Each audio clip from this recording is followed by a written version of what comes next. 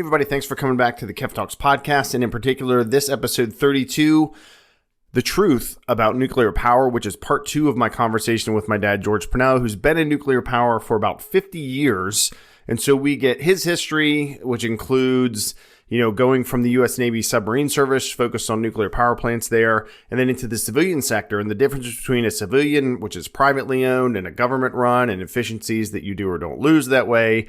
Also, the truth about what hampered U.S. nuclear power development. And a lot of it, I'll tell you, has to do with that second thing I always say about, stay informed with facts, not fear or rumors.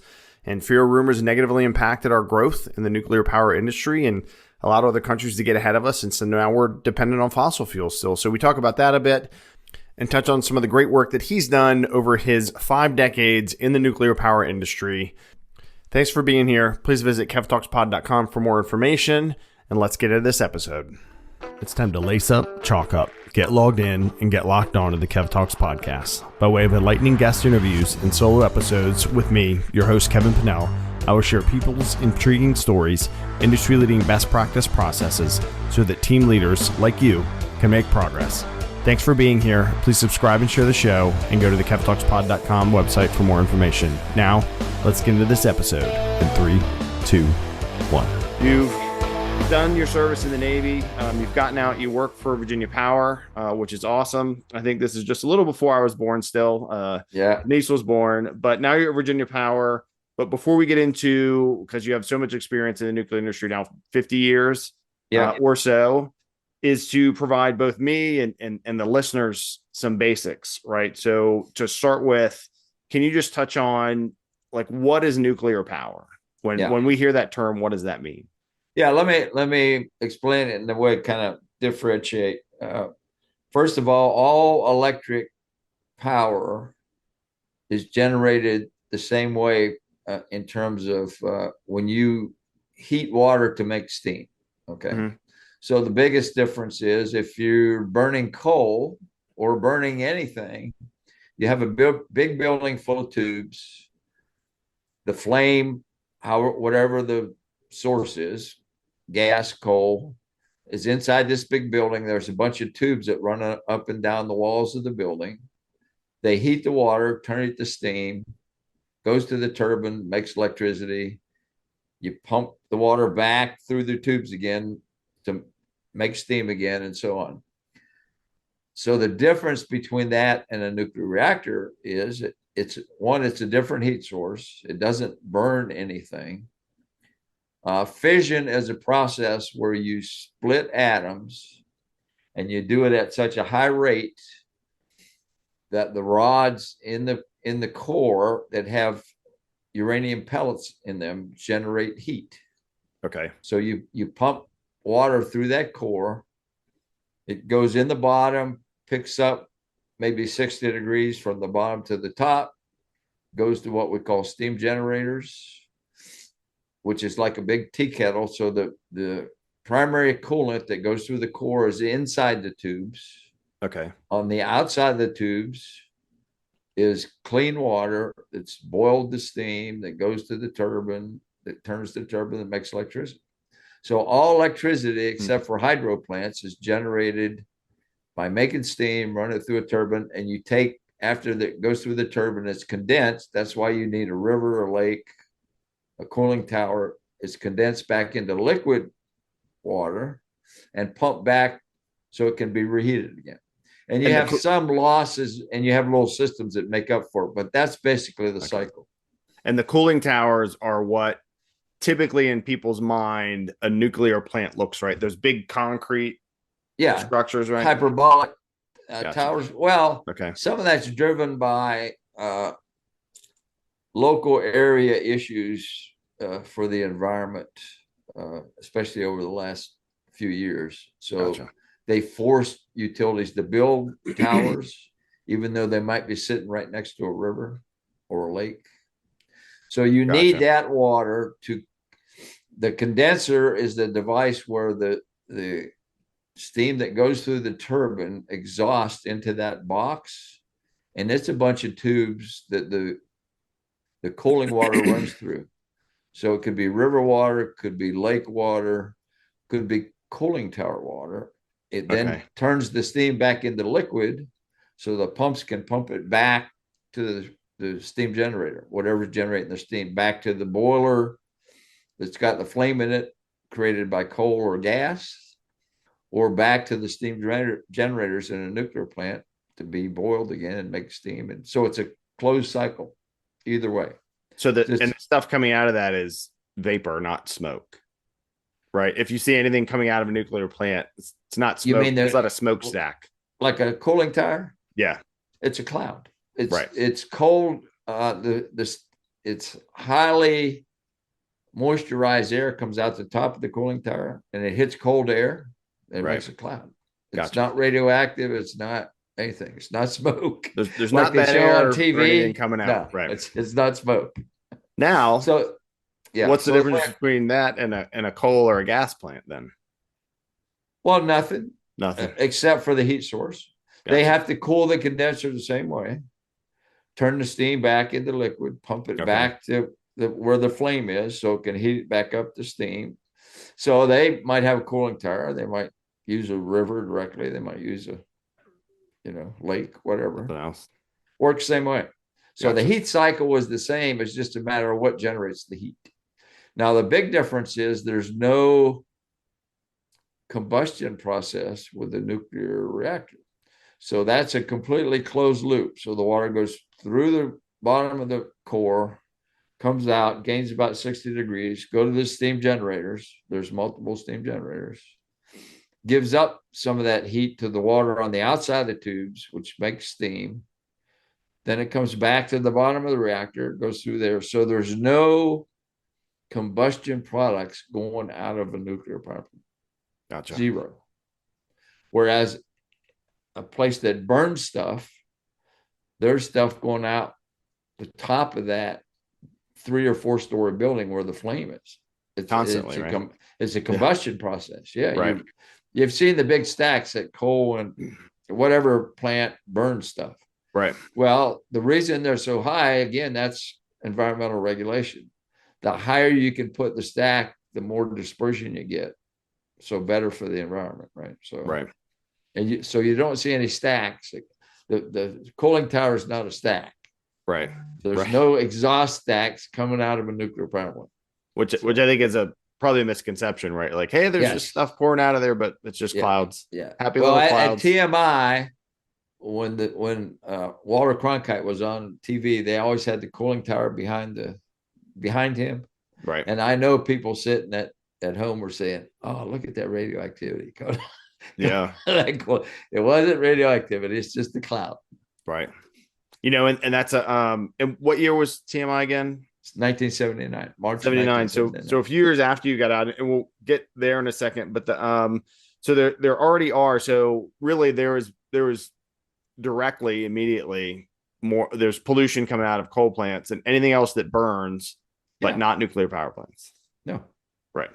There is no combustion exhaust. For everybody listening, big difference. Yeah, no combustion exhaust out of a nuclear power plant. Gotcha. Now the difference on waste, I guess, is between, let's say, use coal just because that's the majority, right? That's a big talk now of it comes out now, whereas for a nuclear power plant, you have to package the waste, make sure it's sealed up in different ways, and then go store it somewhere. The waste we're talking about is fuel that's been used in the reactor. Each refueling, which is about every 18 months, you change about a third of the core. Gotcha. So picture this. So you put the fuel that burns up the quickest is kind of toward the center of the core. So when you refuel, you take those fuel assemblies out of the center of the core, move the next set in, and you put new ones around the outside. So now you got fuel assemblies that can go radioactive again, fission, generate heat, so on. Gotcha. So after about 3 cycles, the entire core's been changed out. Wow. And then all you do is you take that fuel. There's a great big pool building with a pool in it because there's so much radioactivity in that fuel assembly that the radioactive fuel still heats the metal. Gotcha. The fuel assembly is about 13 feet tall. It's got about 200 and some fuel rods in it. And those fuel rods are filled with uranium pellets. So after it's been in that core, it's extremely radioactive. Radioactivity is energy, right? Right. So if you didn't have it in water, those tubes, again, even without being in the reactor and being critical, would heat up to an extreme temperature. Gotcha. So that's why you sit it in the pool. So the basic cycle is the waste we're talking about is spent fuel assemblies. Right. They go into a big swimming pool in racks. They sit there about 5 years. Wow. And then you could put them into what we call spent fuel storage casks. And there are metal ones and there are concrete ones. And basically, the fuel by that time, the radioactivity has died off to the point where they can be cooled sufficiently by putting them in this cask of whatever makeup it is, metal or concrete or whatever, sit in open air in a pad and still get cold enough. Gotcha. Does that make sense? So it doesn't get hot, yeah. When you initially put them in, they're so hot, you have them for 5 years, so that radioactivity eventually it dies off.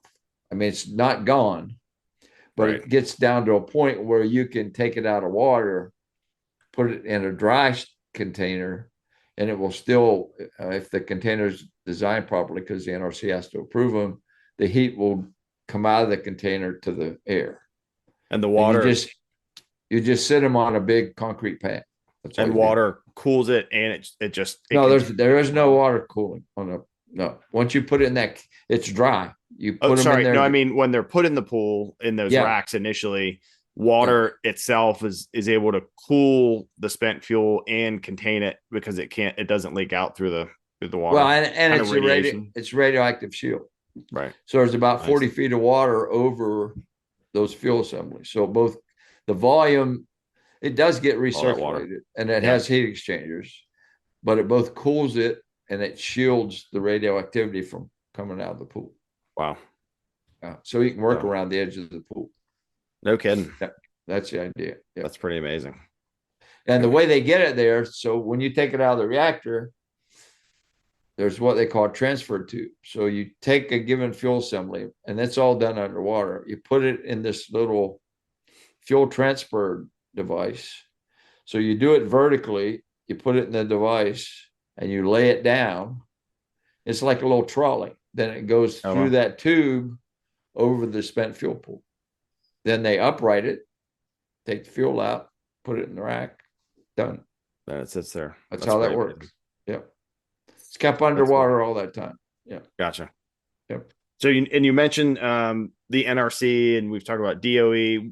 So that's Nuclear Regulatory Commission, right? And then there's a Department of Energy. What role do those two agencies play in is it commercial and public plants that they play a role in? Generally speaking, the Department of Energy deals with legacy facilities that may have made, like Hanford, they were involved in making the initial atomic bomb, right? Okay.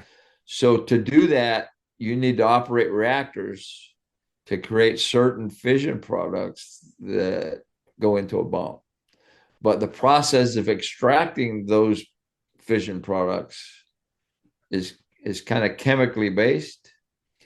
So you only extract certain isotopes, and all the other stuff you have to use to extract it, that's a lot of the waste that's out at Hanford. They threw it in tanks out there.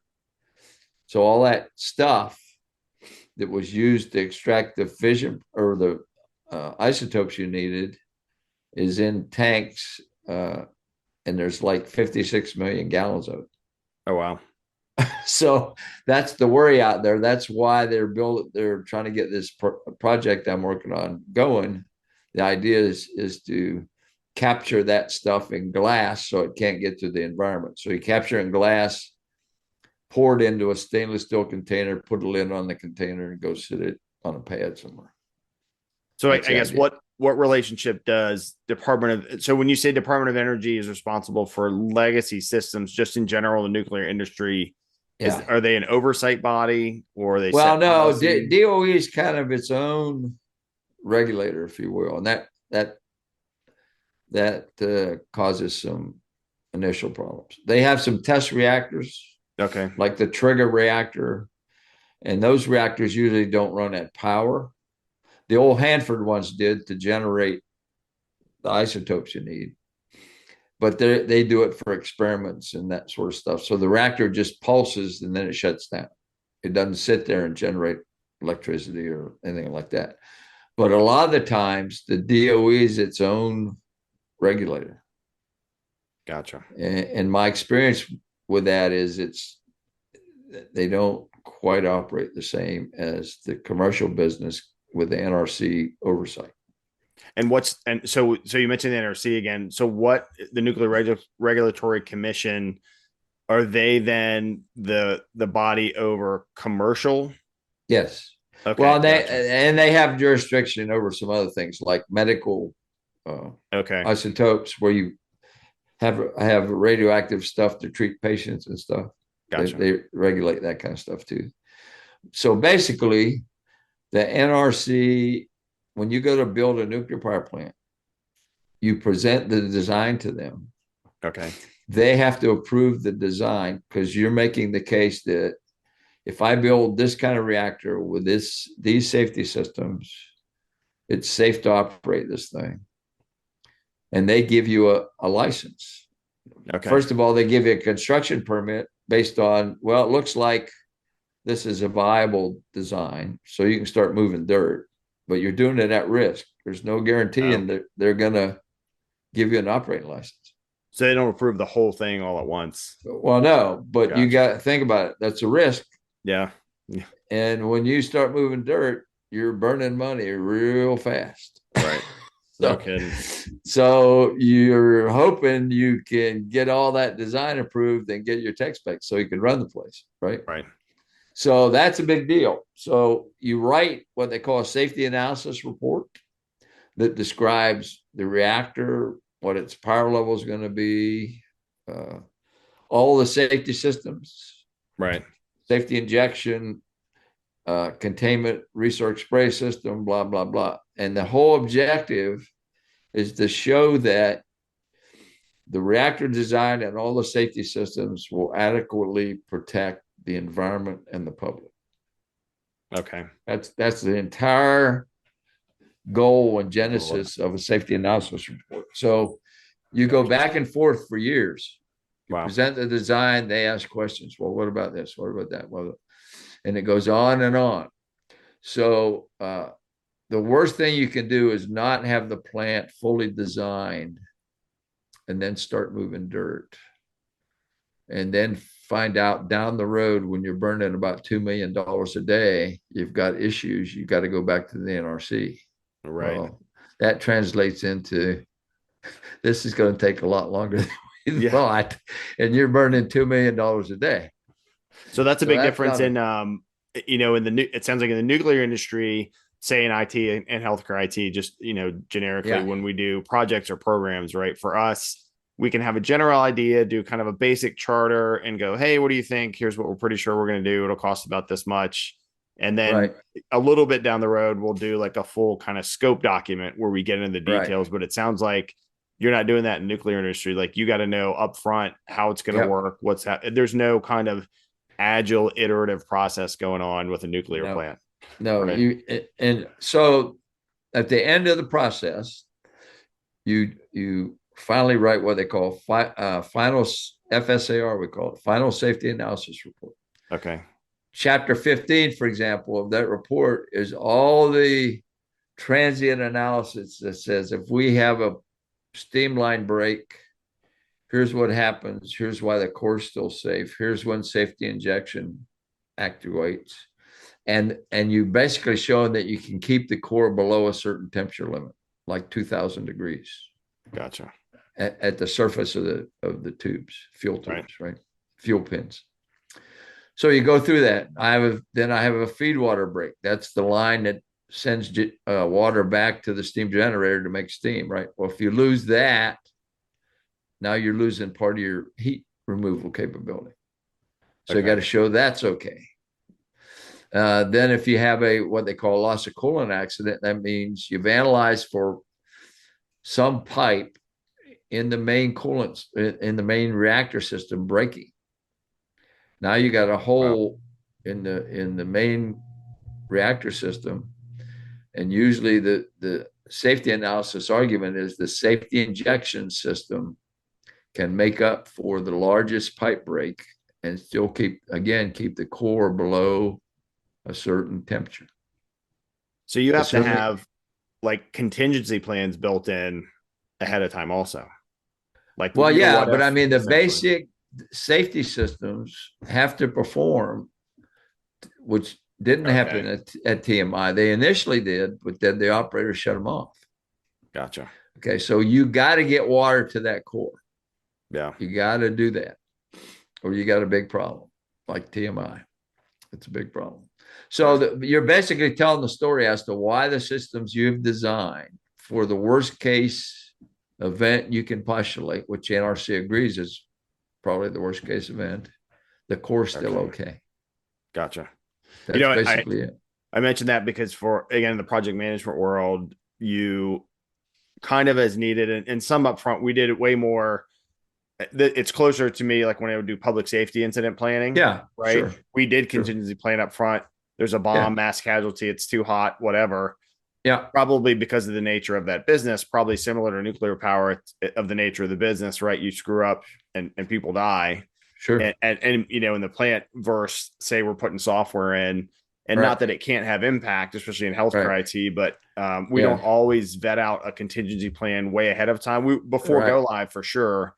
But that early, like in the process you're talking about, although honestly, I wrote that down because wouldn't it be great to game that out super early and say, hey, let's go through this. What if this fails while we're putting the software in? What are we going to do? There you go. I would say, I'm guessing, but I would say the closest analogy to what we were just talking about is some of the software you do really doesn't endanger patients, but you had an operation that was done by a robot.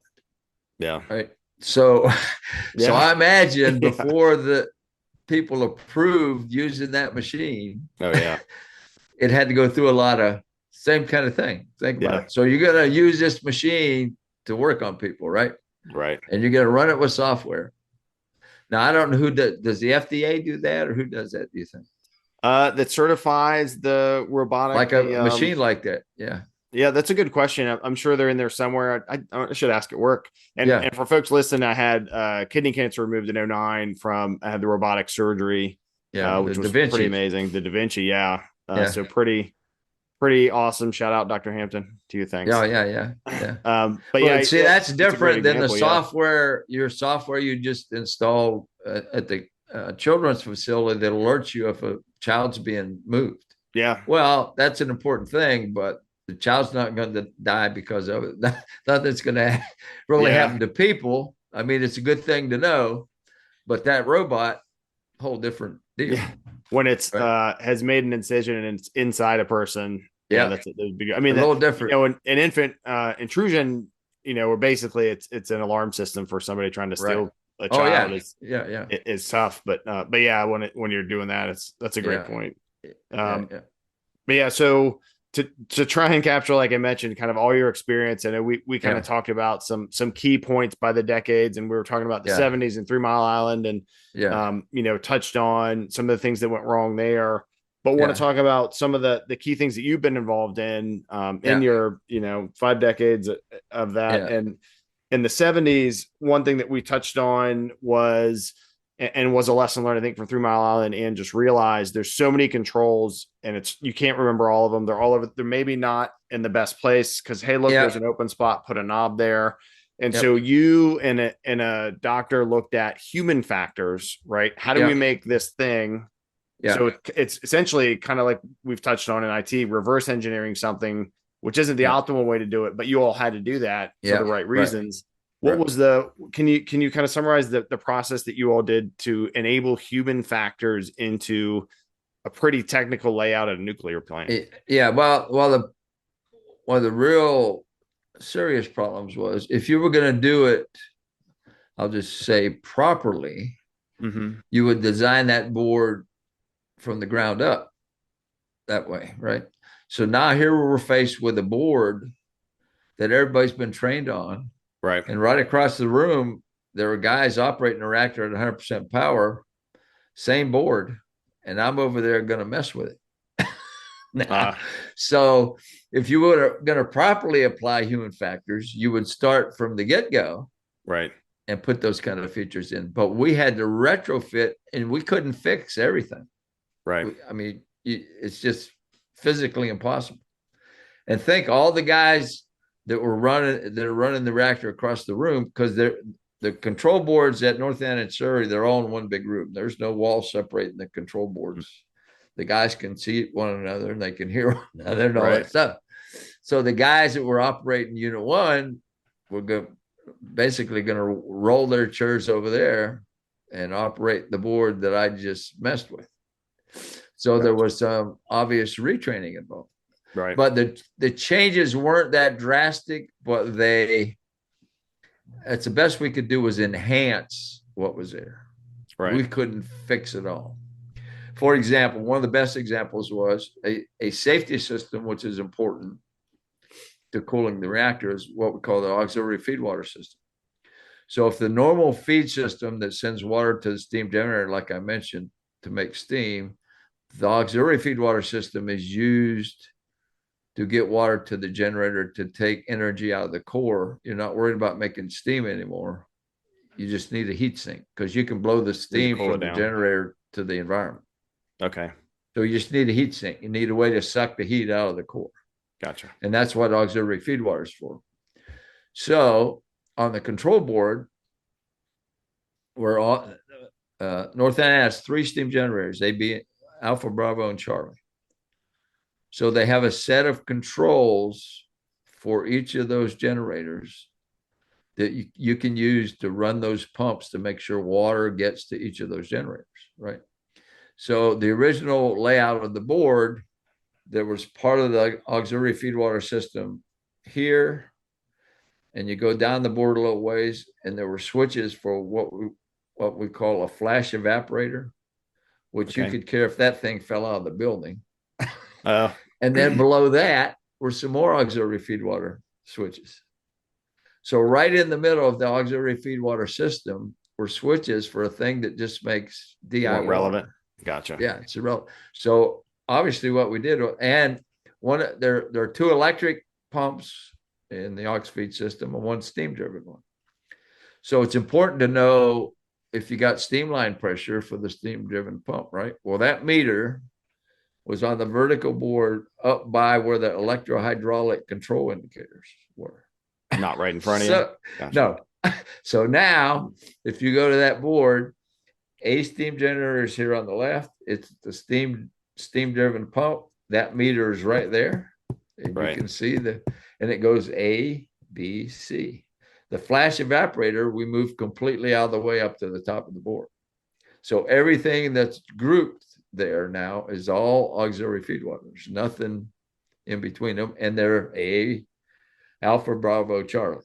And the steam pressure meter is right on the bench board now, where the control for the steam driven pump is. And imagine that. Some of those movements or labels you got there from it was like a human behavioral specialist, right? Well, and color coded things and Dr. Silban, they actually get trained in I mean, they study human behavior, especially in stressful situations.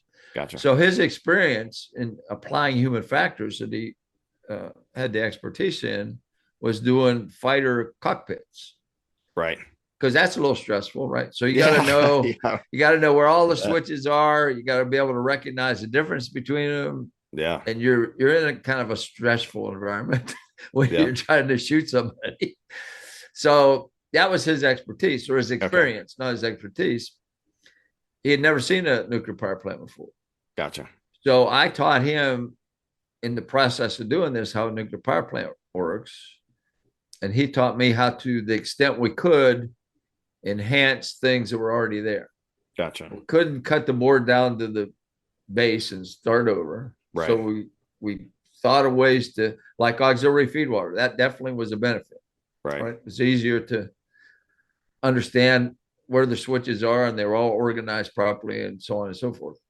And then because the control room at North End and Sur, they have a bench section. Then there's about a 3-foot space. You can actually walk behind the bench. And there's a vertical section.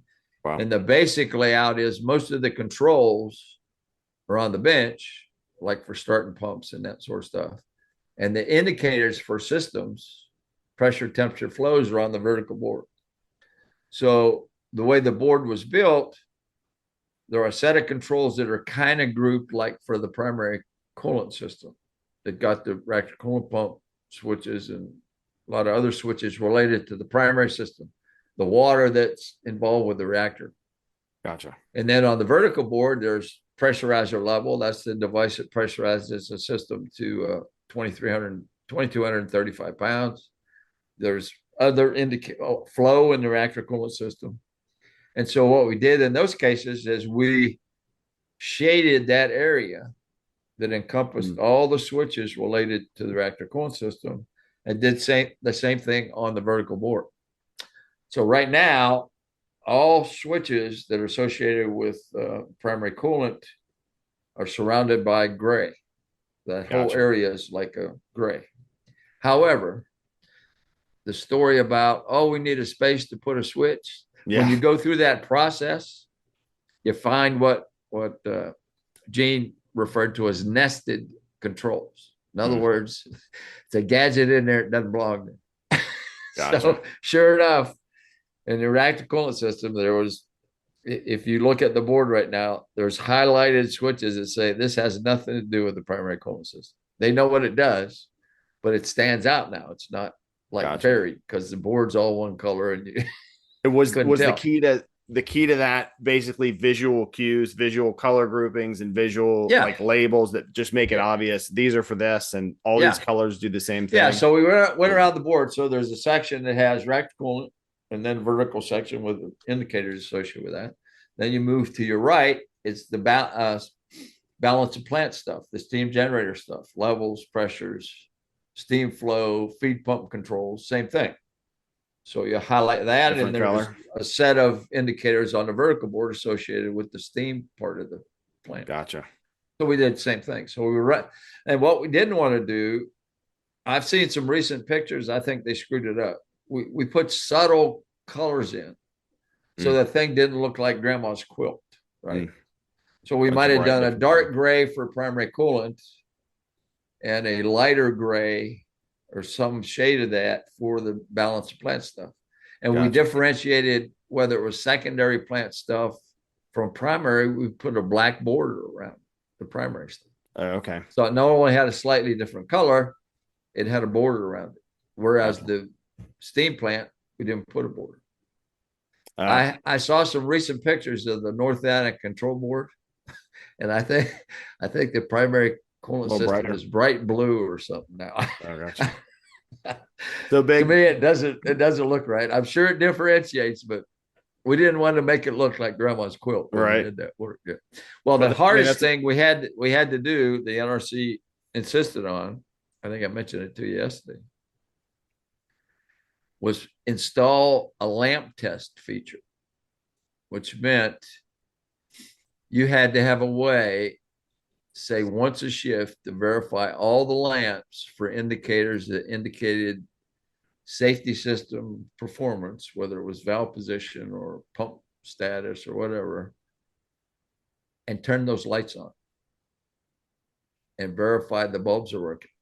Well, there's hundreds of those things. And some of them are on the bench, some of them are on the vertical board, and they're not all segregated. There's other lights interspersed with the ones you're concerned with. So those didn't necessarily equate to a value add. Well, indicator. I mean, it's good to know whether the indicator is working.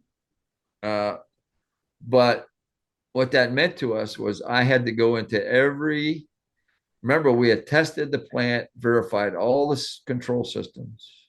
I had to go in and touch every control system and figure out a way to light those lights and not invalidate the safety analysis report or make that safety function non-functional again. If somebody pushed a button that I just defeat the safety injection system.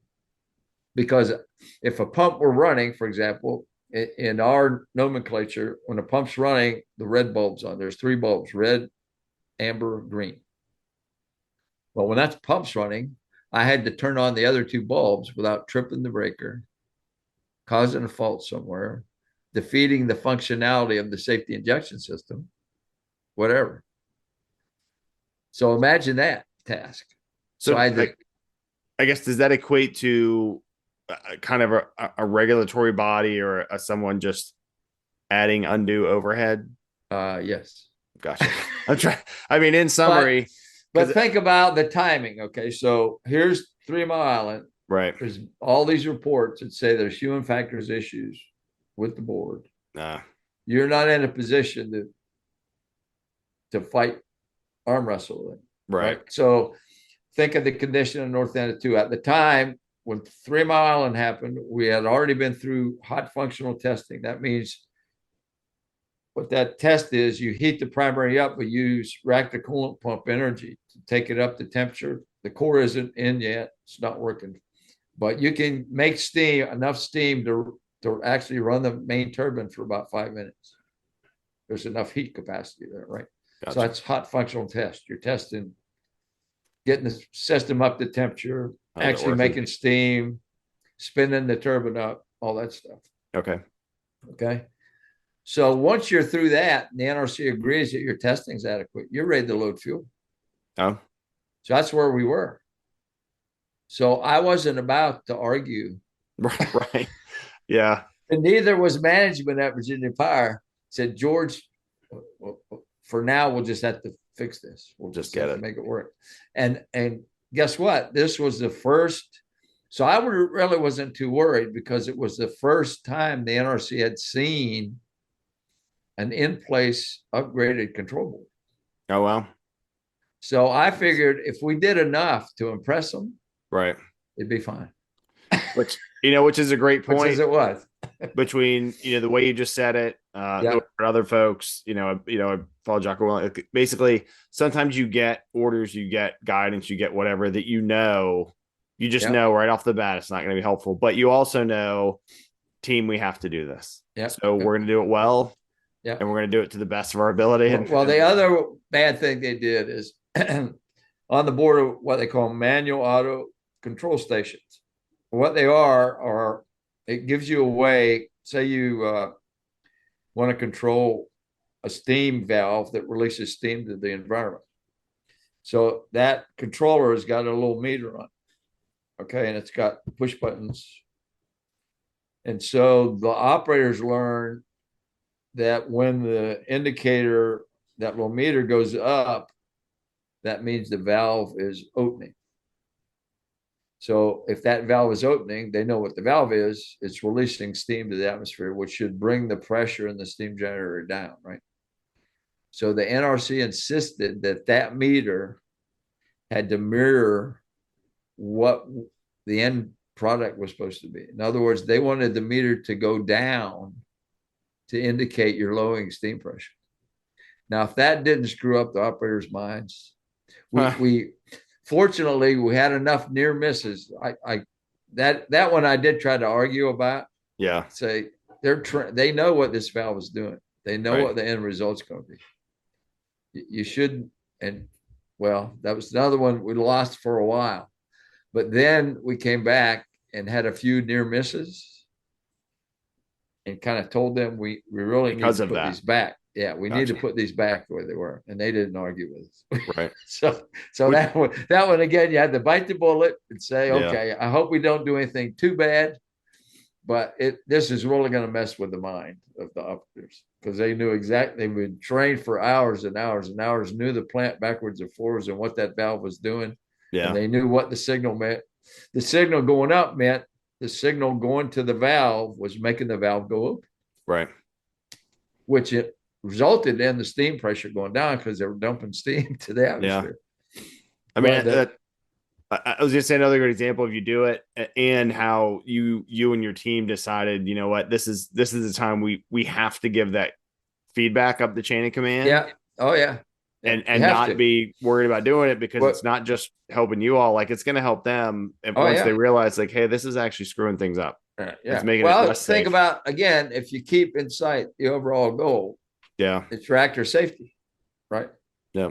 All of us, NRC, operating crew, everybody that owns that nuclear power plant, our mission is reactor safety. Yeah, we generate electricity, but that's our goal and focus. Regardless of what logo's on your shirt.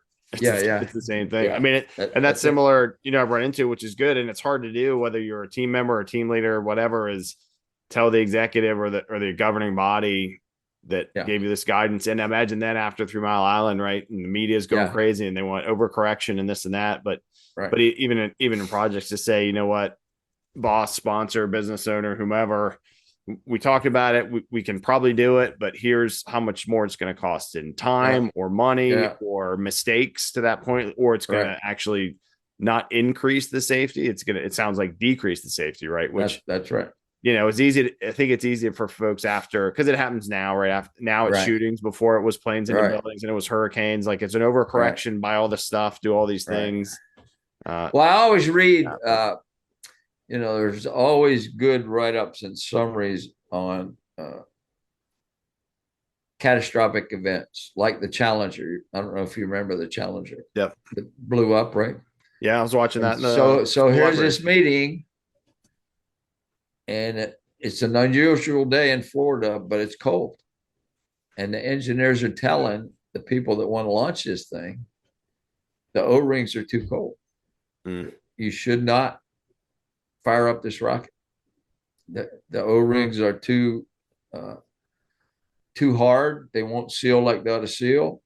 And guess what? They got overridden by the groupthink, and we got to make this schedule. And they killed a bunch of people. Right. Bottom line. Right. So the problem you run into in those situations is afterward, the senior folks come in and say, well, why weren't you more adamant about that? Well, think about the psychology. Yeah. The guy or woman's only going to be so adamant, they still got to keep their job. Right. Right. Unless they're willing to say, I'm out of here. Right. You guys are making it. Very few people do that. I'm sorry to say, because they were just based on their knowledge saying this is not a good idea. They couldn't say it will absolutely blow up the rocket. Right. They couldn't say that. Right. So the groupthink started, and boom, off it went. That's a great point too. Is as much as you should say it, again, when you're thinking this job pays for my house and feeds my family. That's it. You think with psychology of groups like that are responsible for things that could affect the safety of other people. Right. It's not a good situation sometimes. No. So let's go. We're still in the 70s. We're talking about great stuff. Let's just touch on in the 80s. So we start to get into both everybody, and then in particular the nuclear, some data driven stuff, right? Computing's coming up more and getting a little more modern. And we touched on some systems that you had, particularly with, there was a disaster at Surrey, disaster. I guess there was an accident, right? Disaster to folks that died for sure, and folks affected. But a positive, I guess, if you will, out of that is you and some other folks had put in the time to get systems in place where you could read what was happening, not just during that, but before and after it, to be able to troubleshoot. And so can you kind of touch on the value of that ability to drive data? And particularly, you mentioned, like, this is real data, not simulation data. All right. Well, the thing, let me help with perspective a little bit. So you have a operating crew at the plant, right? You have an engineering staff.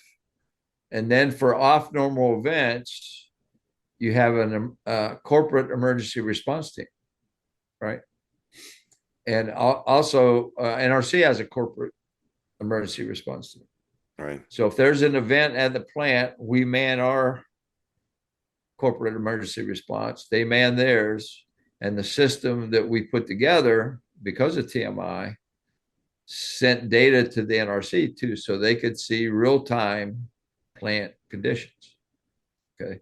So the value was we could sit at the Innsbruck Emergency Response Center. Right. A part of what came out of TMI was there were too many cooks in the kitchen. Mm.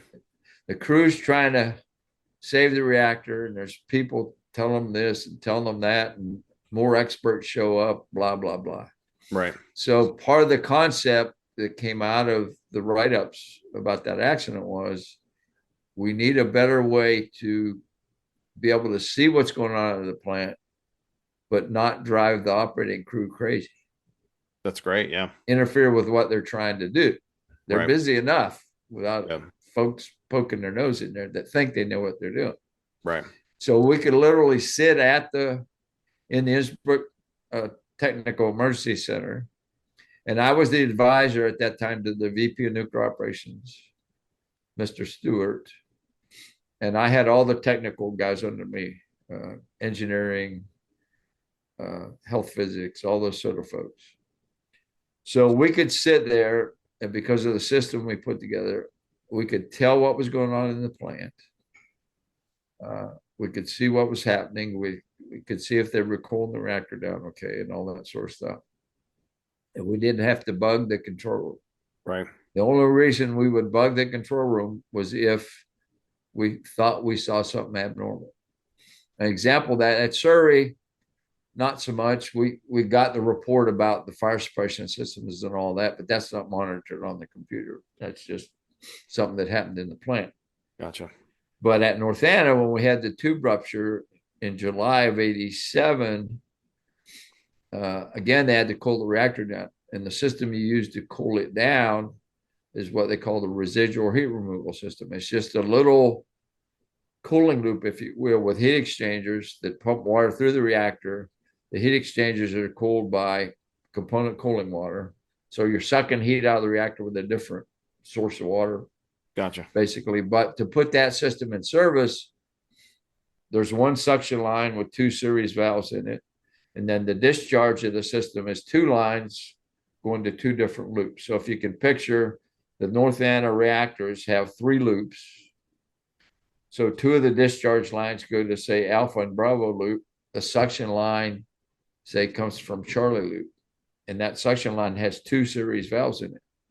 Well, by procedure, to put that system in service, you're supposed to cycle one at a time those suction valves to make sure they're working before you open them both, because you might need to close them, right? If something's wrong when you pressurize the system. Okay.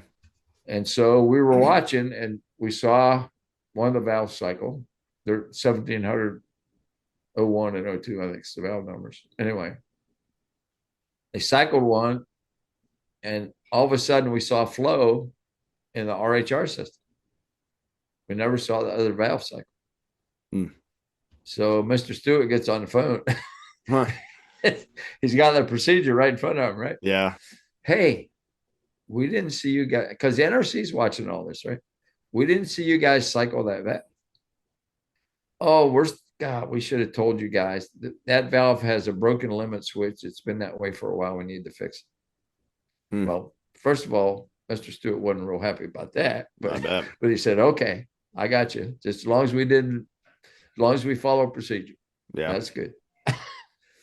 Well, on the other situation in that particular event, that's the one that had the steam generator tube rupture. That means one of the tubes in the steam generator broke in half. So now you're shooting reactor water into the steam generator that's supposed to have clean water in it. So that radioactive water, you got a hole in the primary system, basically. Yeah. It's going in the steam generator. So the remedy to that for the time was you depressurize the reactor coolant system, try and equalize it with the steam generator, which is around 800 pounds. And it kind of slows down putting reactor coolant into that vessel, right? And then you bottle up the faulted steam generator. I mean, you just close it off, valve it off. Now all that radioactive water from the primary system is isolated, captured. Yeah, it's radioactive, but it's captured in that vessel, right? Okay. And here's where the regulation and organizations and what I call shade tree lawyer thinking comes in. Gotcha. So the criteria for declaring you're in cold shutdown, and the reason you need to understand the reason for these things is you cool the reactor plant down to the point where it can't make steam so that you can open the containment building. So you got rules that say, hey, if the reactor coolant system is above this temperature, you can't open the containment because something might break and that stuff go out to the environment. Not good, yeah. So cold shutdown has a defined set of temperatures and pressures and all that stuff, and have an RHR in service stuff. However, we got down to that point on the other two loops that were operating, right? Well, the faulted steam generator couldn't cool down. It wasn't getting feed water. There was no steam being released. So there we sat. Two loops were at conditions for declaring you were a cold shutdown. But there sat a steam generator at 400 pounds pressure with the radioactive fluid in it. Oh. So are you really in cold shutdown? So meaning you met specifications that didn't necessarily. Well, if you wanted to play shade tree lawyer, yeah, you could say, well, the other two loops are meet tech specs. But the basis for being in cold shutdown is you don't have a source of steam that can release radioactive material, right? Well, there's a big old source. What do you got? You got a great big old steam generator sitting at 400 pounds pressure. Right. Yeah, it's bottled up. And Bill was going to declare we were in cold shutdown, and I went over and whispered in his ear. I said, Bill, here's what I think we ought to do. So I got the HP techs and guys that, because they could take a grab sample of what was in the concentration of radioactivity in the generator. Mm-hmm. I said, guys, I want to calc. Now, the limit of radiation at the site boundary by license was 100 millirem per hour. Okay. Gotcha. That's a site boundary dose limit. So I said, I want you to assume we blow away all the inventory in that generator. Tell me what the site boundary dose is.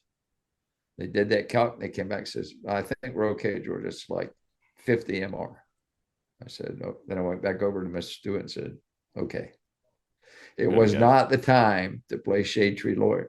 Because if you understood the basis for what cold shutdown meant, you really were not in cold shutdown. So you want to know based on ground truth, not what the checklist says. What's really happening there. You know what I mean? Well, that's why for tech specs, one of the things I had installed in technical specifications when they reworked them, because the guy that was on that committee, I was on the reactor trip committee. I encouraged him to offer to be chairman of the tech spec improvement subgroup for obvious reasons, because I had a lot to say. Yeah. But so we needed to improve tech specs. And the thing I directed him to do, I said, look, we don't want any more tech specs without the basis explained. We got to quit treating operators like mushrooms, keep them in the dark and feed them BS, right? Yeah. If they better understand why we even have that tech spec, they'll more effectively implement it. So now there's a section of the tech specs that didn't used to exist, and it's the basis. Why? What does safety injection have to do? How does it have to do it? Why do we have it? And then it's for every other thing in there. So the basis section of the tech specs now is as thick as, probably thicker than the tech specs. It explains every spec and why you have to meet it, what the design basis is, why it's important to keep it in service, blah, blah, blah. That's a huge, what and just having good teams that trust you and, one, they know you call their leader's intent, right? What's the task, purpose, and end state of all this stuff. And then, as you know, the why, right? If people know the why, we can figure out the how. And that's a huge, that's, like step one and good change management is, folks know why we're doing this, right? And do they know you support it and all that good stuff? I experienced this. If I know the why, then the what sticks in my brain better. Yeah. Because I understand the basis. Oh, yeah. Right. I get it. But if you just tell me, do this because I said so, that doesn't work for me. No. Doesn't work for me. people don't want to be treated like they're stupid. No, I mean, especially in that field, to your point, where they're Yeah. not, right? Like that's not how Well, they we can did that flex for the years to environment. operators. So part of that task also, I said, look, because we work with Westinghouse, these are Westinghouse tech specs and stuff. I said, look, I want you guys to go out. You're committed to go out and talk to at least 10 operating crews from around the country Mm. and have them tell you what kind of issues they have with textbooks. Because they got to run the plant by these things. Yeah. So if they're ambiguous, it makes their life miserable. Because when they're operating, they got to make judgments on whether they need to shut the plant down or not. And so if a tech spec's fuzzy, the decision is fuzzy. Right. What should I do? My interpretation of this is X, right. When in fact it really means Y. We shouldn't have any of those. Not when you're operating a nuclear reactor. You can't do that. So is that when you get into, so you're, using data-driven at Virginia Power, but then you also got into operational performance and safety. Was that part of that initiative where you were trying to really help improve not just where you were, but synergy in the nuclear industry, really, right? Across the country to go, hey, we're all on the same team. We're all working toward the same stuff. And then, going to share, and I know you can elaborate on this, of helping to get where using data and better specs and stuff like that went from, again, you would have trips, or you'd be up 65% of the time, and then it was you're up 93% of the time. So a huge increase in not and reactor trips are a rarity now all across the country. They very seldom have a reactor trip. They go 18 months, put new fuel in, do it again. So did you see when you sent those folks out, did they come back with some obvious patterns from the textbooks? Oh, yeah. So all this started in 85. 85, just as a refresher, TMI happened in March of 79. So we're 6 years down the road. Gotcha. And we're having that kind of reactor performance. Wow. 1.5 reactor trips a day, 65% capacity factors. And you're going, we're gonna eventually revisit control room designs, operator training. And the other problem with it is, I guess the best analogy I can explain is, if you had a Mercedes Benz and you were doing testing and you had this straight road, and it was wet, run it down that road 100 times at 100 miles an hour and slam on the brakes. And every time it should stay in a straight line, right? Well, that's the theory. Right. Well, 20% of the time, reactors didn't stay in a straight line. Something went wrong. A pump didn't start. A valve didn't open or close like it was supposed to. So now you got the NRC and to dig in. Well, why'd that happen? That's not supposed to. Did you not do right maintenance? Or you guys not maintain the plant? Do you not know how to keep this thing going? Right. See, that's where the corrective action system comes in. So an example, we got dinged on the north end of tube rupture because so we're getting the reactor cooled down, the steam generator is all bottled up. We got all that issue solved. But outside the control room on a platform by the condenser, there was a radiation monitor that was supposed to monitor an exhaust pipe that comes from the condenser to let you know if you have a tube rupture, because it's called an air ejector. So the air ejector sucks on the condenser because you run the condenser at subatmospheric pressure. In other words, it's in a vacuum, right? And if that sensing device, the radiation detector, saw radioactivity, which is supposed to be an indicator you got a tube rupture, right? Radioactivity shouldn't be in that flow path. It's supposed to redirect the exhaust from that eductor from atmosphere to the containment to make sure none of that goes. It probably wouldn't hurt anybody, but that was a design. Okay. It goes from exhausting that steam to atmosphere to redirecting it into the containment building. So one of the RC guys is walking up the pathway to the control room. He sees an auxiliary operator come out of the control room, go over to that rad monitor and pull the fuses. Well, They knew that if they pulled the fuses and killed that monitor, it would swap over the valve from atmosphere to the containment. And why did they have to pull the fuses? Well, you go in the corrective action system and it says, this darn sensing line keeps filling up with condensate because it's coming off a line with steam in it. And so the rad monitor is blind. It was in the corrective action system for 2 years. So now we had a super performance in the control room with a design basis tube rupture. The operating crew did phenomenal. They had the thing bottled up in 30 minutes. The reactor was cooling down. And what did we get gigged on? Something we should have fixed. 2 years old. The NRC watched it happen. Oh, gotcha.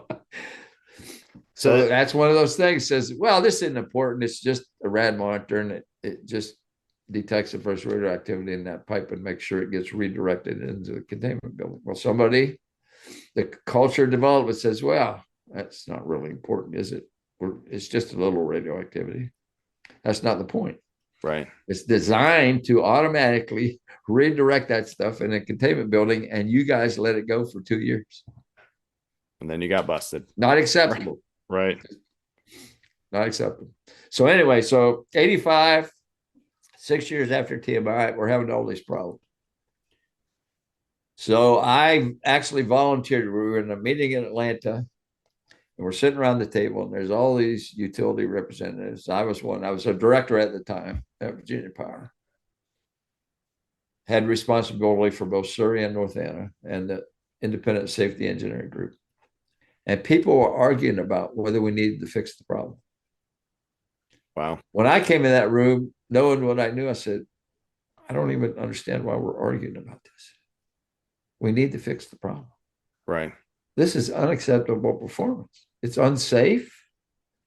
It's financially stupid. Call it what you want.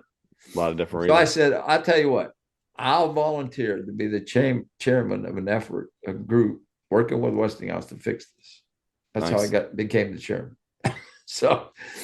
So 4 years later, and what we started to do, I think I mentioned yesterday, Westinghouse, fortunately at the time, even though all the plants were built running, they had site representatives.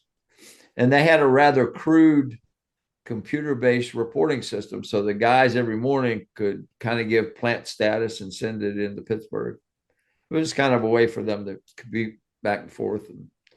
And it was computer-based, so it was pretty easy.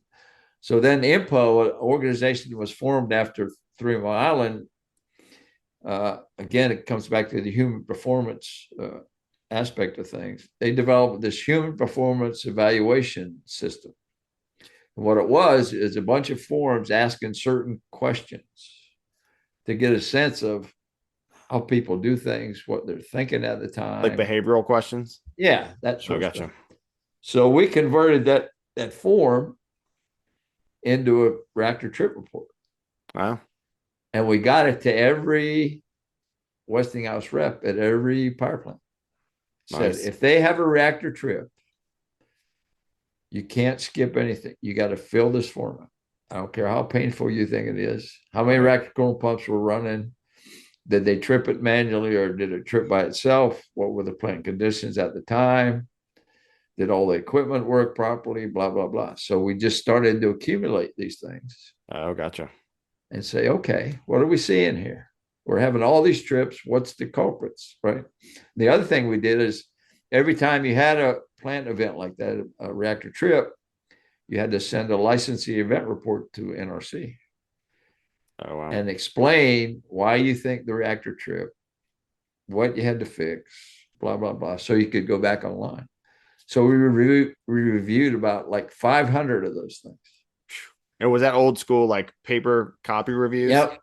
We're talking. Dang. Yeah. That's no joke. We're reviewing these things, and all of us are reviewing them, knew a bit about plant ops and maintenance and stuff. So we were sitting in a meeting one day and we said, we reviewed 500 of these and 33% of them are fairy tales.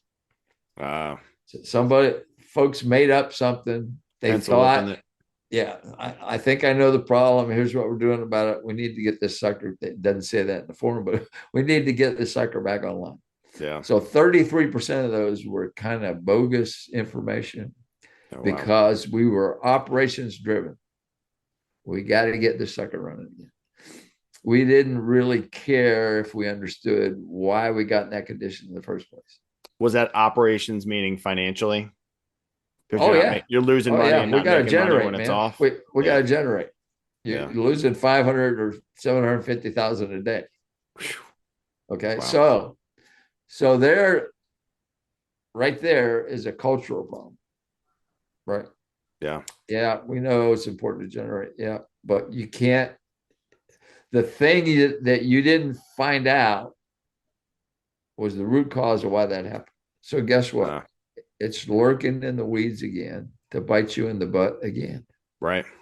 It's great you wrote that great LER report to get back online, but there's a little gremlin in that station waiting to get you. Dang. Because here's my, it's always been my way of explaining it. The plant does not care if you're the CEO, the person that sweeps the turbine deck, the operator in the control room. If you don't do the right things and keep it healthy, it don't care. It will tell on you. Right. It doesn't care who you are. It doesn't care if you're the board of directors. Right. It doesn't care. It's a dumb machine. If you leave gremlins in there, the machine's going to let you know sooner or later. So the outcome of all that data gathering was you saw trends, and then you could say, look, here's some improvements you can make, whether it's systems, equipment, workflows, whatever, and then you are able to standardize that out to the to all those. So what we ended up doing is saying, okay, and there's two kind of different operating points you're interested in. One is startup. Startup is difficult because the plants and the instrumentation are designed to be at 100% power. So when you're at low power, the feed water flow is on the bottom of the scale. The steam generator levels are about normal, but a lot of the instrumentation is at the bottom of the scale. Okay. You're not getting, it's hard to tell really what's going on. I mean, you know what you're operating and where you're trying to get to. But so an example of that is we had a group go around, or we had a group come to the Westinghouse simulator, and they seemed to be the operators that always got called in to start up the plant. And so we wanted to know why that was. What was their model for getting through that process, given the indication isn't the greatest for getting there? And a lot of the trips at that level were caused by main feed water. Okay. It was like 38% of the time it was main feed water. Oh. So basically they shared with us kind of in essence, a trick they learned. So the reactor doesn't care power-wise where the steam's going. Okay. So you have a set of valves in the plant that's called, some of them call them turbine bypass valves, the other one call them steam dump valves. They basically are connected to the main steam lines, and you can direct steam right into the condenser without going through the turbine. Right. So, and most of those valves are good for somewhere around 40% power. If I were to open all those up, I could run the reactor at 40% power and keep it balanced, keep it in equilibrium. Gotcha. The reactor doesn't care. It's saying, hey, steam's going somewhere. Send it somewhere. Yeah. I need this much power. Right. Gotcha. So their trick was a big deal. And you're also, if you take it up to that power, now things are coming in range, right? The indicators, the flow indicators, and so forth, steam flow, feed flow. So the trick was get the steam ducts to where the reactor's up to 30 or so percent power, 35. Start bringing the main turbine on. And as you bring the main turbine on, it's coming up, back off the steam ducts. So you just swapped where the steam was going. So instead of going straight in the condenser, now it's going through the turbine. But the reactor doesn't know the difference. It's steam flow. Right. It doesn't care. So much heat's coming out of the system. I don't care. So then if you do that, when you have the steam dumps, you put main feed water on automatic level control. Okay. Because at the bottom, a lot of it was we can't control steam generators. We got a low level or a high level and the reactor trips off. Well, now you can put main feed in automatic. Now it's automatically controlling level instead of the operators guessing, and off you go. You're good to go. However, comma, if you're going to try that trick, please make sure that your steam dump valves work properly. So It's a great idea, but these valves need to work properly, or you're going to get yourself in trouble.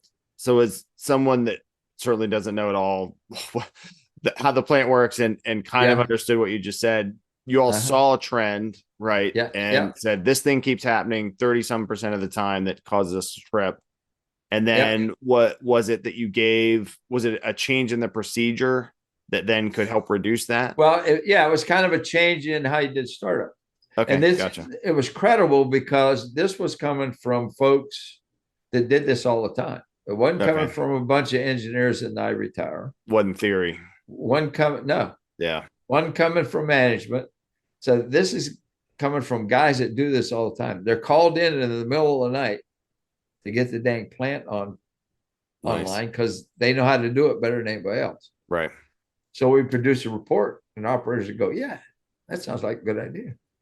Nice. We ought to incorporate that in our, I mean, and it was from people like them, right? The data was from their peers. It wasn't from a theorized study in books, right? No. That's huge. It was real world.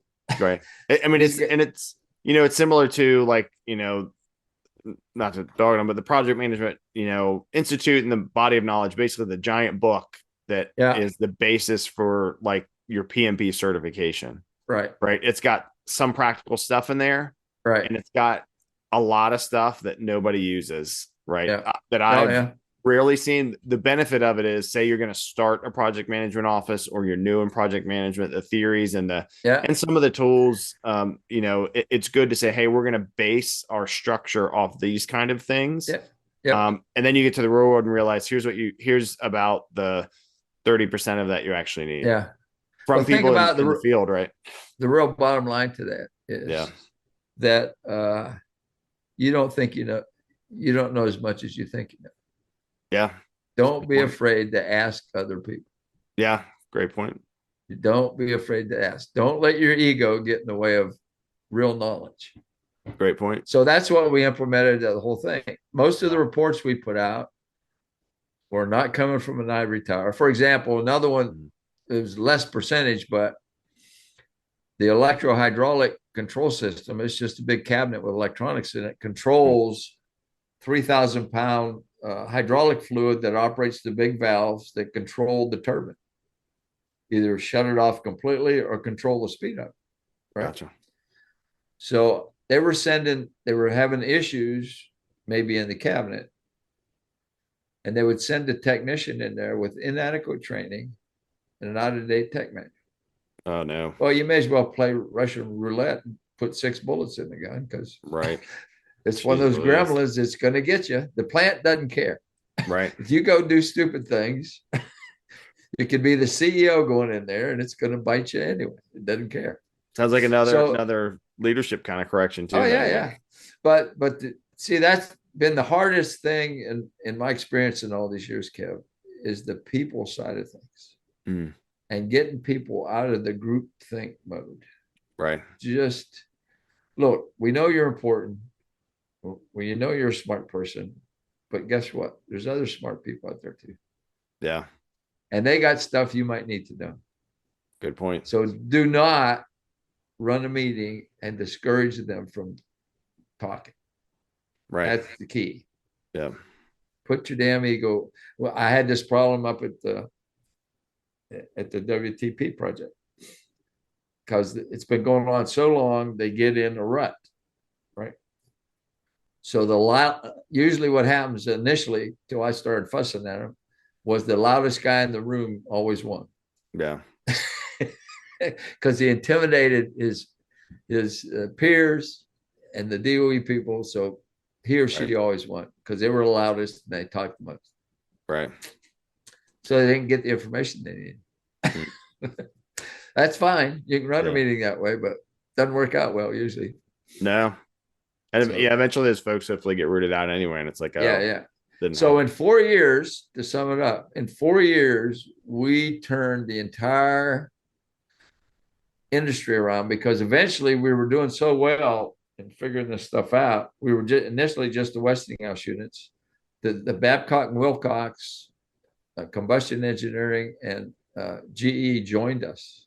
Wow. So now we had the whole fleet in the United States. At the time, I think the Westinghouse units were maybe half or a little over half the units. Okay. But eventually we got them all, drew them all in, shared the information like we should have been doing anyway. Right. And all the lessons learned went to all the plants in the country. That's huge. So that made a big difference. So what did we change in all this? Attitudes. We didn't, there wasn't 10,000 design changes involved. We didn't change out. Everybody had ASCO solenoid valves, Willamette pumps, limit torque operators, blah, blah, blah. Right. It's all the same dang hardware. Yeah. What's the difference? So what's the performance difference? It's the people. Yeah. It's the people. Everybody says, oh, we designed this safety system to shut down the reactor and trip the turbine, blah, blah, blah, open the trip breakers and so on. So in the case of the Surrey North Anna events, that system was done in less than a minute.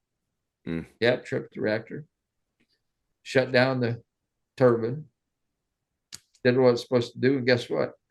It couldn't deal with the fire suppression systems going off that weren't supposed to go off.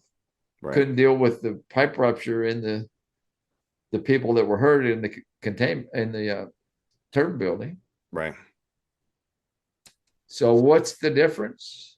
A synchronized, dedicated group of people that feel like they own the place. This is my power plant. Don't you mess with it. Right. Tell me what you think the problem is, because I might have a different opinion, because I run the dang thing. Yeah. But don't be afraid to share that. It's a great point. Yeah. It makes a difference. So the organization needs to put a pin in its ego. When you have a meeting, do it for the purpose of learning things, not showing how smart you are. Yeah. Big difference, right? It is.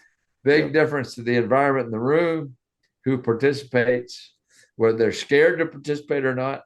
That used to always worry me. I would do my darndest when we had a meeting to draw in people that I knew were naturally shy.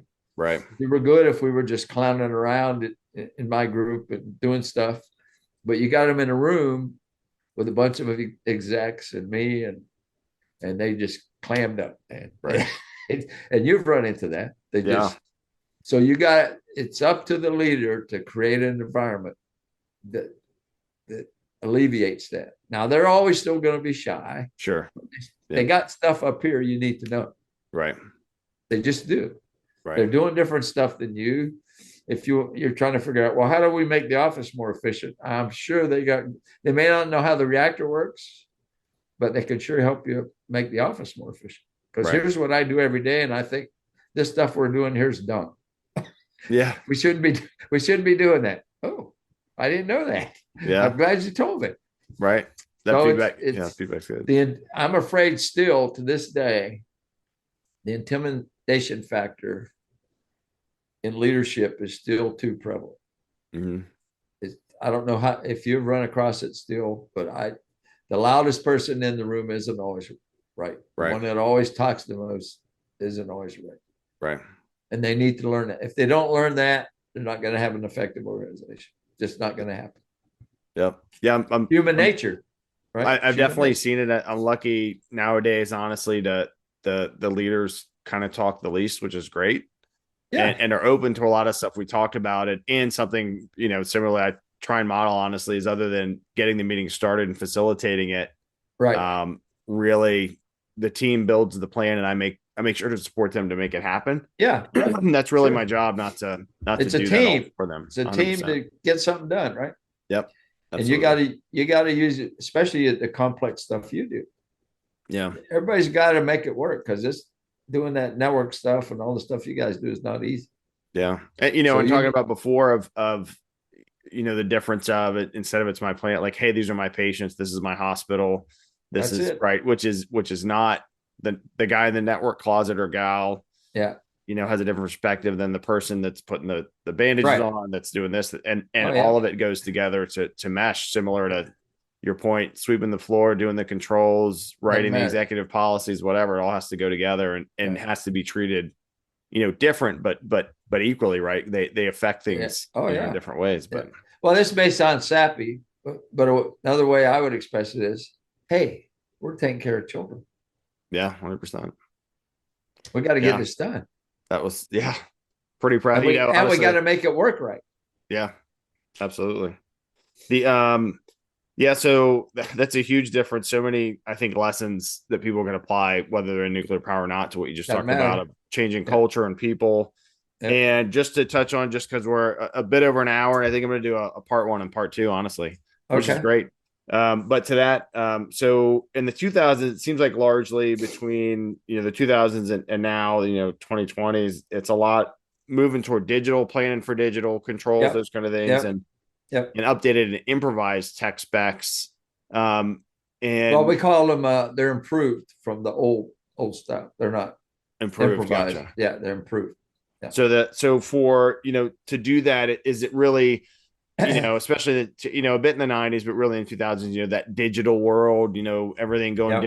digital displays, which is amazing for me, and Yeah. I'm sure you and you were a pioneer in early computing with Macs and things like that. And, but it's just amazing the transformation that technology's had in Yep. not that long of a Yep. period of time to what they Yeah. have now. Well, So are the obstacles, and actually I think you touched on it too, of what are a couple big advantages of digital, and what are some cautions, like you mentioned, keeping your analog while you add the digital, right. but what are some cautions you would have with Well, I mean, if it works properly, as you know about digital stuff, you can go into, like, say there's a safety system logic, and you can go in there and look to see if that logic is functioning properly. For example, the system I was helping license that is made in Germany, TXS, you can actually get on a machine and look into the bowels of that thing.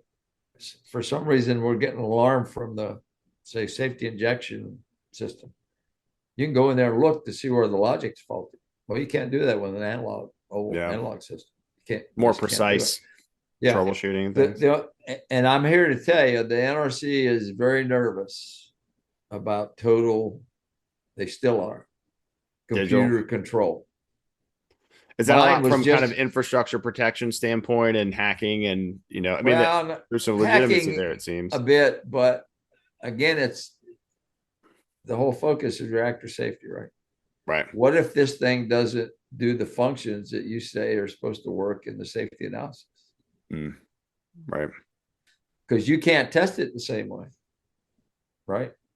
Yeah. No, Analog right. thing, you can take a meter down there, see if the transmitter is sending you what you need, then you can go to the end of that wire and see that you got 10 volts, blah, blah, Yeah. blah. If some code in there is doing something squirrely, you might find out the hard way. Harder to find. Yeah. Right.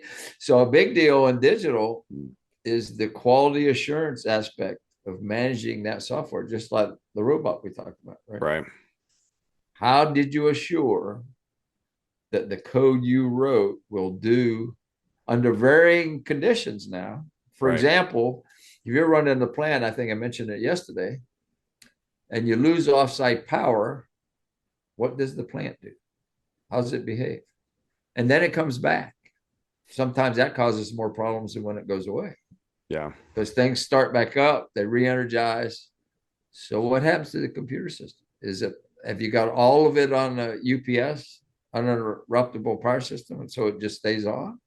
Or are there parts you forgot, and this little switch over here shuts down, and all of a sudden you lose communication somewhere?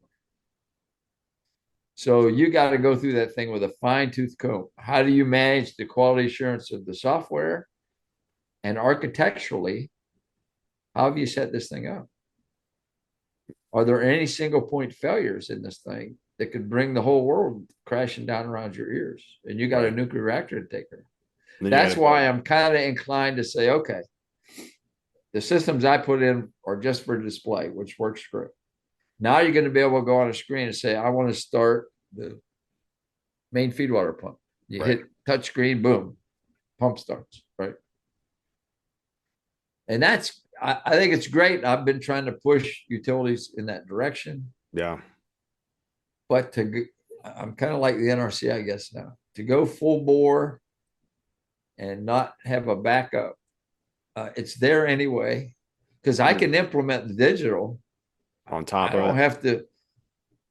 I don't hardly have to do anything except set up workstation. Right. Just like now, we got digital displays in several locations in the control room. It's just you can't control stuff with it, but you can monitor every system in the plant.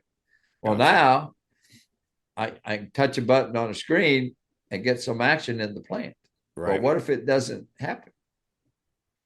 Then you got to have a failover to the analog system or something, or you just leave the normal controls there that everybody's trained on, knows how to operate, and somehow be able to do the control of that pump in parallel, right? But not have it interfere with one another. In other words, if I'm doing digital control, I could still go over there to the analog switch and change state, no matter what the digital control said to do. Right. Unless you need to lock something out because you don't want that to happen. But you see what I'm saying? Yeah. The guys already know the board. It's already there. It's been in there for years. You know it works. Okay, so I would start up by putting digital control stations. That's easy to, doesn't take up a lot of space and a lot of cabinets, right? And try and operate that way and see what kind of things you run into. And I know it's tested in a simulator and all that kind of stuff, and the software is tested. But like I say, in certain conditions, like if power's flopping around, how does that system behave? Right. What's the architecture look like? What's the power supplies look like? Does something lose power that is critical to getting information somewhere else? The only one way to find out. It's a good case for a phased approach then, right? Like, oh yeah, hey, let's add this component, run it a little bit. Let's add this. Well, because it's so easy to do. In my mind, it's so easy to do. I can set up digital control stations with all the stuff still in place. I don't need to do squat. I might replace all the old, I'll refer to them, I guess, as analog enunciator windows, which are on a vertical section way up high above the board. Okay. I might rip those out and put computer screens up. Nice ones, yeah. That's fine. So it's an interesting transition. And it kind of concerns me. I think the stuff will work fine, but you won't know until we'll see. Until you're actually operating the plant. It's different than a simulator. And to that, so you and I have talked about that a lot, over the years of the state of, so American nuclear power use drastically declined or didn't grow like it should have or was going to after 3 Mile Island, right? Yeah, which had hype, fear, media. There was the movie The China, like all this, all this nuclear is going to kill you all the time. Yep. And over the decades, we haven't grown like France, right, which is a huge consumer of nuclear energy, and they're not as dependent on fossil fuels. 80%. China's ramping up tons of plants up, right? Yep. So what would you say are kind of the top 2 hindrances to our growth as a nuclear politician powered? Politician. Gotcha. And is that based off, do you think, just not accurate information and trying to meet? They don't know any better. They don't understand. They know people are afraid, so they're afraid to make a decision to say, I think nuclear power is good. Some of them do. Right. Don't get me wrong. You'll see some on TV says, "Oh, I'm in favor of nuclear power," but there's a bunch of old school ones. Not so much. Do you think? I don't know how, to your point, how it would happen and be funded and all that, but kind of a national campaign or even start locally, right, around plants. And I saw this in emergency management. We worked with Dominion and other companies to do those drills and how would we decon people and all that kind of stuff. But if there was more kind of outreach and education, and then, more advertising basically for nuclear power, which you don't see as much, Right. as like gas, you see a lot of, right? They have Oh a yeah. pretty strong marketing Yeah. campaign going on, but it seems like let's get the word out. Or Yeah. do you think companies look at that as wasted money because it's not going to be approved per policy and politicians anyway? Right. Well, yeah. Well, that's the deal. See, I could, you can promote it all you want, but unless Right. it's sincere Yeah. from the heart, says, we really need this technology. It's a national security issue. It's if you're really concerned about the environment, it's important Right. to the environment. And not only that, something we didn't get into much. We're talking about the spent fuel a little bit. Mhm. There's still 95% of the energy left in that fuel. Wow. So we shouldn't be burying it in a mountain. Yeah. We should. France reprocesses fuel, recovers the uranium. You need a special facility for it, obviously, because it's Right. really radioactive stuff, and they reuse it. Jimmy Carter killed that because he was concerned about nuclear proliferation. Right. Well, to give you a feel, a fuel assembly is 12, 13 feet tall. It's about 8 by 8 inches. And once it's been in that reactor, the radioactivity will probably kill you in about 2 minutes. Wow. So you're not going to go grab one of those and steal it in your pickup truck. Right. Because you'll be dead before you ever get to your destination. And not only that, physically, people don't understand this. These things weigh about 1,300 pounds. That's the other problem. Geez. No human's going to lift it by itself. And they need to be handled vertically. Structurally, they're not made, unless you got to support the complete length of the fuel assembly, they're not made to be handled horizontally. Oh, wow. They will fall apart. Because the way it works is you got a top nozzle and a bottom nozzle, and there's 21 tubes that connect those two nozzles. Right. But the fuel pins are hanging from those tubes by friction. They're called grid straps. Huh. Okay. So the way that works is before you put the top nozzle on, you insert the fuel pins in those grid straps. The grid straps have 4 little dimples on the inside, and there's 7 of them along the length of the fuel assembly. And so that pin is held in there by friction. And neither end of that fuel pin touches the top or bottom nozzle. Now, why do you think that is? Well, when metal heats up, it expands, and when it cools down, it contracts. So if you fasten the ends to those top nozzles and bottom nozzle, when it heated up, it'd make a big banana. Make it a big battery. Well, physically, it would turn into a big banana. It can't expand, over. Right? So it would just bend. Wow. Pretty ingenious design if you think about it. So those pins can expand and contract and not get out of shape, not make a bow or an arch, right? Because they're anchored at both ends. So the thought that I'm going to sneak up into a fuel place, make a little suitcase bomb is nonsense. No, right. Not going to happen. Right. Not unless you're willing to die. You have a ball. Go for it. There are some, but to your point, physically, like that's not going to happen. You're not going to sit there and chip away a piece of it. No, nobody's just going to go grab some fuel assemblies and go make a bomb. Ain't going to happen. What would be your strategy to get U.S. nuclear power back on track? Let's say you have that politician, whoever's in charge, are like, okay, let's do it. Well, one, to do it more, for lack of a better word, I guess, efficiently. For example, there's 2 reactors coming online in Georgia. You may have heard of the Vogtle power station.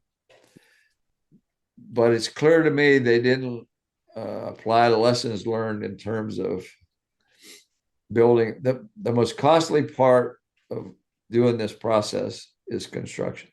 Okay. So when you're building one of those facilities, you're burning about $2 million a day. Wow.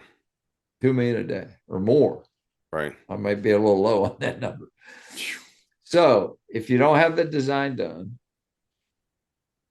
that drags it out, right? Because the NRC's got to review whatever part of the design is not done and approve it. Having all that stuff laid out. And you're digging dirt and building buildings and pouring concrete and da.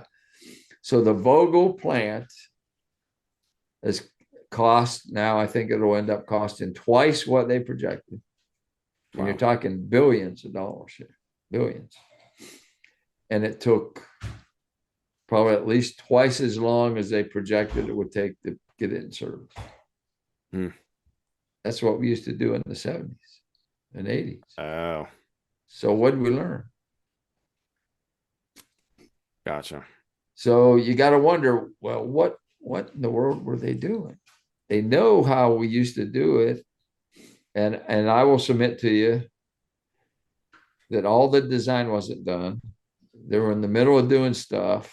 And all of a sudden, these field changes show up. Oh, we got to move this pipe. We got to add this control. You're toast. You're just toast. The NRC's got to approve it. Then they got to make sure you put it in right. And you're doing stuff on the fly. And that's the worst thing in the world when you're burning that kind of money. For that, yeah. Japan used to, on a routine basis, build a plant and have it in service in 5 years. Wow.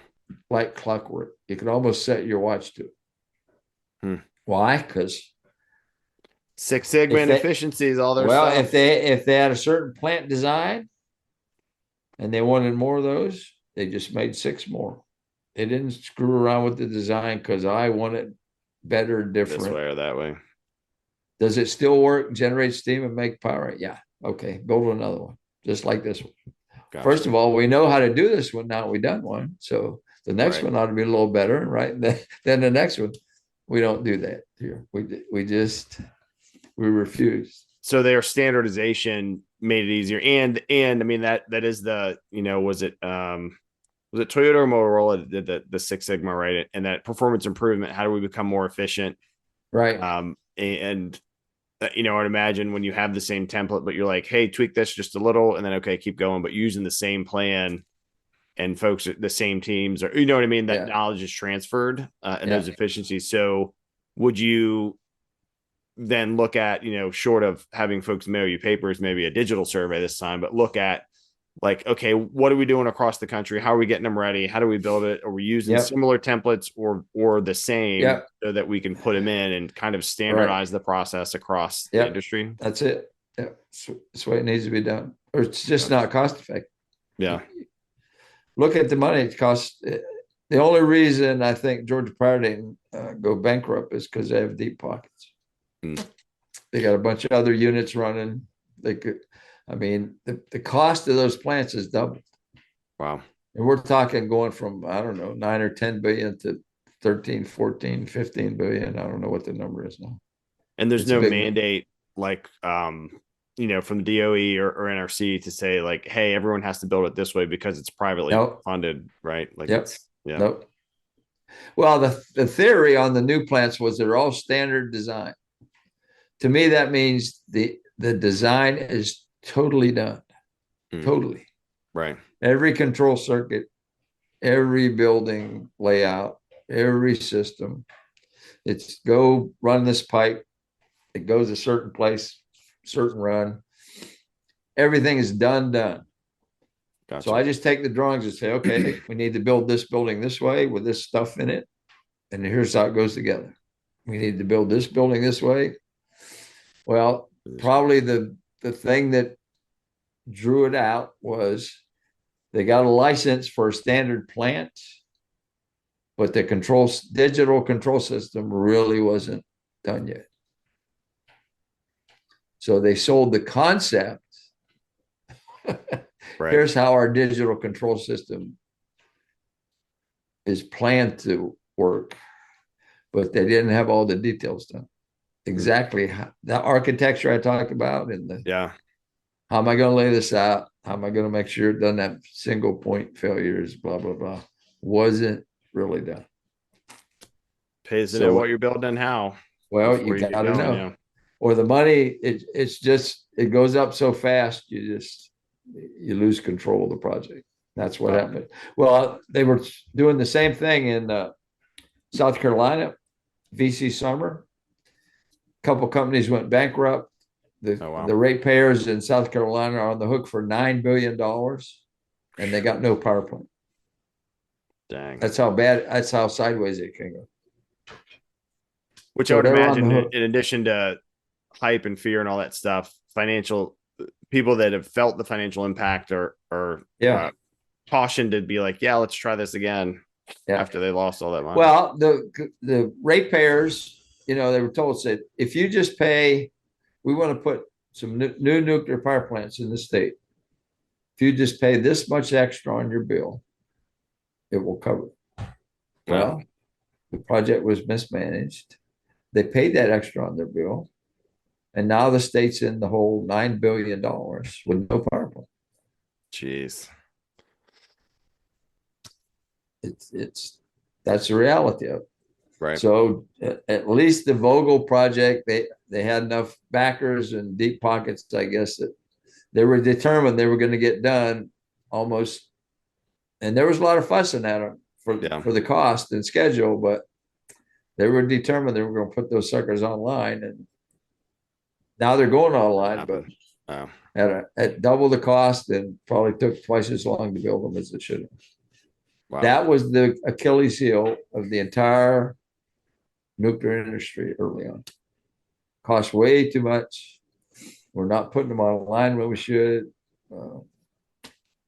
Not good. To give you some idea, both we call Surrey the goose that lays the golden eggs. Both those units, I think, at the time in the 70s, cost $500 million. 2 units. Wow. North Anna, even with the delay in Unit 2 because of TMI, I think it was maybe 1.6 billion. Now you're looking at, for 2 units, like at Vogel, I don't know, 17 billion, 16 billion. Something. Wow. and you say they go net because when they're working, they're putting out power, they're making money, right? Yeah. And that goes back to the community and everything too, right? Like it's, they invest, and it makes this whole cycle that doesn't just help the company that owns the power plant, right? It helps everybody around them. Well, there's taxes they get from that, right? And then there's, every 18 months you gotta refuel the reactor and do a bunch of maintenance. So a bunch of people come in that do that kind of work. Yeah. Spend all kind of money in that little town. Then they go on to the next one, but that little town does pretty good because that happens every 18 months. That's a good point. So, that's a good point. It's kind of a ecosystem of sorts. Right. Yeah. So, well, hey, Dad, wow. I knew a lot of this stuff, not a lot of the details, but I appreciate it. I hope the folks listening, watching, appreciate this too. This more of a primer, really a bit of a primer and in-depth on nuclear power and just some of the non-nuclear specific takeaways I know I took, in addition to what we talked about of, having the right people for the job makes a big difference. And even though you have some of those book folks versus the reality operators, you find a place for both of them.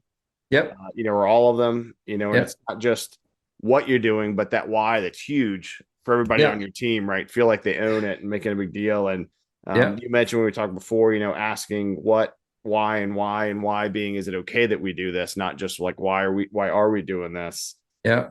And it sounds like that, unfortunately, I guess is still a challenge, is that culture and synergy, but a big impact that you were able to make in the nuclear industry is to help make things safer and meet what sounds like that overall, objective to put out good power and then keep people safe. A huge factor. So I've appreciated talking to you for the past couple of days. It's been like 5 hours and of course longer than that throughout our life. I hope everybody else has and learned a whole lot between your service, to your family, to me, to the Navy, to the nuclear industry. I appreciate it. I love you. I appreciate spending the time with you. Yeah. Love you too, son.